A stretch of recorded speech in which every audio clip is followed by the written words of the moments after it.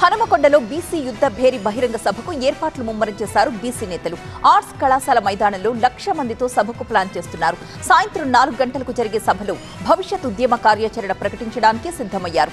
MLC Teenmar Mallanna, విద్యావేత్త సుందర్రాజు ఆధ్వర్యంలో జరిగే సభకు DMK MP Wilson, RJD, Samajwadi party అధినేతలు హాజరవుతున్నారు. సత్యసాయి జిల్లా రోళ్ల మండలంలో విద్యుత్ సబ్స్టేషన్ ఎదుట రైతులు ఆందోళనకు దిగారు. వ్యవసాయానికి 3 ఫేజెస్ కరెంటు సరఫరాలో కోతల్ని నిరసిస్తూ నినాదాలు చేశారు. అర్ధరాత్రి జరిగిన ఆందోళనకి పలు గ్రామాలకు చెందిన రైతులు భారీగా తరలివచ్చారు. విద్యుత్ కోతలు నివారించకపోతే చేతికొచ్చిన పంటలు ఎండిపోయే అవకాశం ఉందని ఆవేదన వ్యక్తం చేశారు. వరంగల్ జీడబ్ల్యూఎంసీ ఎన్నికల కౌంటింగ్ పంచాయతీ కోర్టుకు చేరింది. 2021లో జరిగిన ఎన్నికల కౌంటింగ్ లో తనకు అన్యాయం జరిగింది అంటూ 34వ డివిజన్ కార్పొరేటర్ కోర్టును ఆశ్రయించారు. ఓఎస్ఎస్ ఫర్టిలిటీలో అమ్మ నాన్నలకి పర్సనలైజ్ ట్రీట్మెంట్ ఇచ్చారు. In the good hands of science. Mummy daddy అవ్వాలంటే ఓఎస్ఎస్ కి కాల్ చేయండి. తాను గెలిచినట్లు ప్రకటించిన తరువాత పెద్దల ఒత్తిడితో ప్లేట్ ఫిరాయించారని ఆరోపిస్తూ రీకౌంటింగ్ కోసం కోర్టు మెట్లెక్కాడు. 4 ఏళ్ల తరువాత కోర్టు ఆదేశాలతో రీకౌంటింగ్ కోసం బ్యాలెట్ బాక్సులను కలెక్టరేట్లో భద్రపరిచారు. ప్రకాశం జిల్లా గుండ్లకమ్మ ప్రాజెక్టు గేట్ల మరమ్మతుల్ని 2 నెలల్లో పూర్తి చేస్తామన్నారు మంత్రులు గొట్టిపాటి రవికుమార్, బాల వీరంజనయ్య. రిజర్వాయర్లో పూర్తి స్థాయిలో నీటిని నిల్వ చేసి రైతులకు సాగునీరు అందిస్తామన్నారు. గుండ్లకమ్మ ప్రాజెక్టులో మీనోత్సవానికి హాజరై మాట్లాడారు. గత ప్రభుత్వ హయాంలో ప్రాజెక్టు గేట్లు కొట్టుకుపోయిన 3 ఏళ్లు మరమ్మతులు చేయలేదని ఆరోపించారు మంత్రులు. వసంత పంచమి వేళ తెలుగు రాష్ట్రాల్లోని ఆలయాలకు భక్తులు పోటెత్తుతున్నారు. బాసర, విజయవాడ, కనకదుర్గ అమ్మవారి ఆలయాలు భక్తులతో కిక్కిరిసిపోయాయి. తెల్లవారుజాము నుంచే అమ్మవారి దర్శనం కోసం భక్తులు బారులు తీరారు. చిన్నారులకు అక్షరాభ్యాసాలు చేయిస్తూ మొక్కులు చెల్లించుకుంటున్నారు. భక్తుల రద్దీతో బాసర స్నాన ఘాట్లు సందడిగా మారాయి. నంద్యాల జిల్లా కొలను భారతి క్షేత్రంలో చిన్నారులకు అక్షరాభ్యాసం చేయిస్తున్నారు. వసంత పంచమి వీకెండ్ కావడంతో శ్రీశైలం మల్లన్న క్షేత్రం భక్తులతో రద్దీగా మారింది. వేలాదిగా తరలివస్తున్న భక్తులతో స్వామివారి దర్శనానికి 4 గంటల టైం పడుతోంది. భక్తుల రద్దీతో ఆర్జిత అభిషేకాలు, కుంకుమార్చన నిలిపివేశారు. వీఐపీ దర్శనాలకు మాత్రమే అనుమతినిస్తున్నారు. రద్దీకి అనుగుణంగా అధికారులు ఏర్పాట్లు చేశారు. గుంటూరులో పోలీసులు సోదాలు చేశారు. అర్ధరాత్రి నుంచి తెల్లవారుజాము వరకు ఇల్లిల్లు తనిఖీలు చేశారు. ధ్రువపత్రాలు లేని 43 బైక్లు, 3 ఆటోలను సీజ్ చేశారు. ఈ సోదాలకు SP Satish Kumar, additional SP Supraja సహా 110 మంది సిబ్బంది హాజరయ్యారు. రౌడీ షీటర్లపై ప్రత్యేక నిఘా పెట్టినట్లు చెబుతున్నారు పోలీసులు. హైదరాబాద్ పాత బస్తీ కిషన్బాగ్లోని ఒక భవనంలో మంటలు చెలరేగాయి. మంటల ధాటికి 3 అంతస్తుల భవనం పూర్తిగా తగులబడింది. మంటల్లో చిక్కుకున్న వారిని స్థానికులు కష్టం మీద కాపాడారు. 4 ఫైర్ ఇంజన్లతో మంటల్ని అదుపులోకి తీసుకొచ్చింది ఫైర్ టీం. ఈ ప్రమాదంలో ఎలాంటి ప్రాణ నష్టము లేదని చెబుతున్నారు పోలీసులు. షార్ట్ సర్క్యూటే దీనికి కారణమని భావిస్తున్నారు. విశాఖ కేంద్రంగా ఆన్లైన్ బెట్టింగ్ కి పాల్పడ్డ ప్రధాన నిందితుడు రవిని పోలీసులు అదుపులోకి తీసుకున్నారు. కరెంటు ఖాతాలు సృష్టించి భారీగా లావాదేవీలు జరిపినట్లుగా విచారణలో బయటపెట్టారు. ప్రధాన నిందితుడి నుంచి బుకీల సమాచారం సేకరించారు. ఈ కేసులో ఇప్పటి వరకు 11 మందిని అదుపులోకి తీసుకున్నారు పోలీసులు.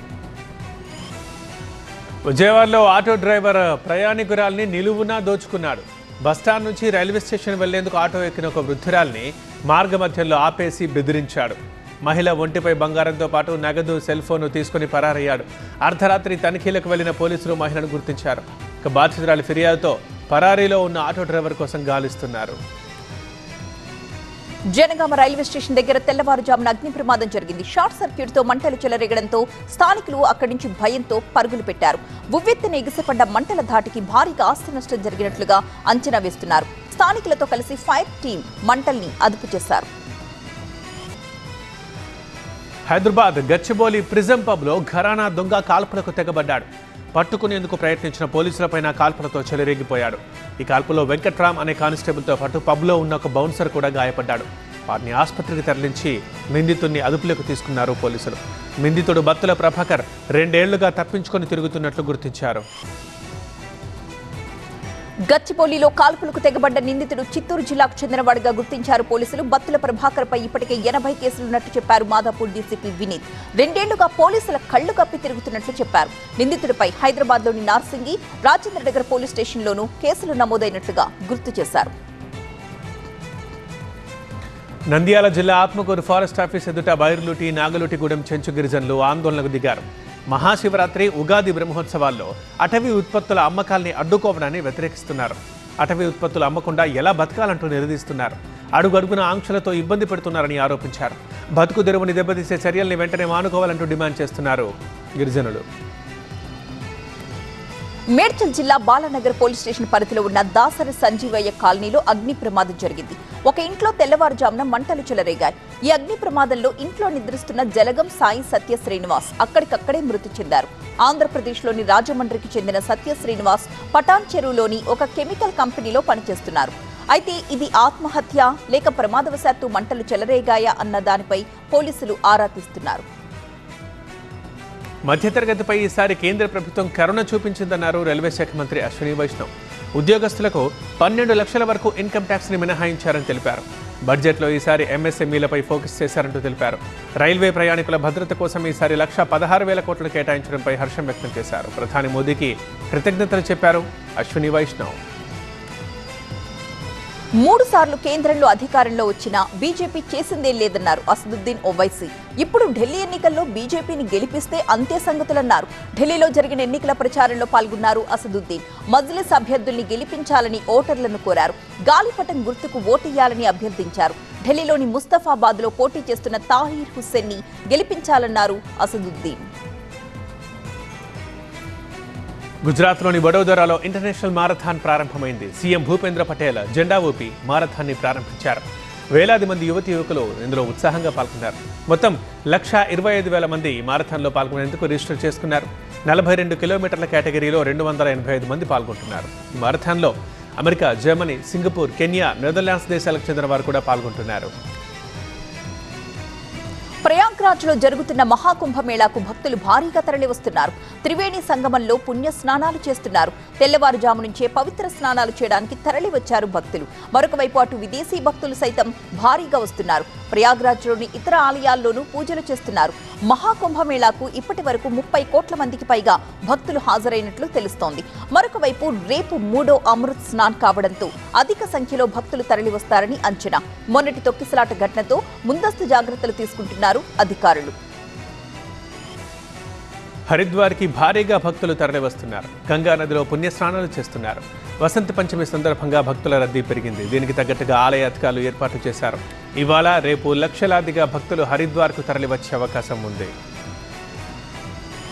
మధ్యప్రదేశ్లోని ఇండోర్లో భారీగా డ్రగ్స్ పట్టుకున్నారు పోలీసులు. 9,30,000 విలువైన ఆల్ఫా జోలం టాబ్లెట్స్ ని సీజ్ చేశారు.